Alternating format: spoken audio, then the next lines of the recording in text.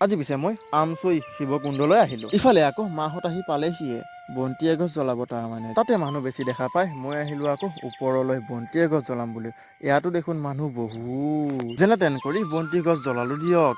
মাহঁত আহিছে আকৌ এয়ালৈ আকৌ এগছ বোলে বন্তি জ্বলা। ইফালে আকৌ আমাৰ বুবুৱে মন্দিৰৰ ভিতৰতে খেলিয়ে থাকে। পূজাৰীজনেও ক'লে থাকক দিয়া একো নহয়। ইফালে আকৌ আমাৰ মামা পুতেক খুনে কৈ আছে ব'লা ওপৰলৈ যাওঁ এপাক চাই আহো। তাৰ কথা শুনিয়ে ওপৰলৈ যাবলৈ ওলালো। মানে পাহাৰৰ ওপৰত আকৌ ওপৰত আহি দেখো যে সঁচাই ভিউটো বহুত ভাল লাগে।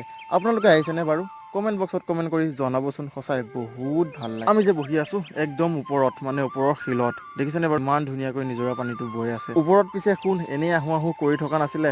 পানী খেদিলে বৰ তলত নেপাইছিল যে মাকত আছিলে সেইকাৰণে ওপৰত আহি দেখিছে পুৰা খেদেলিছে।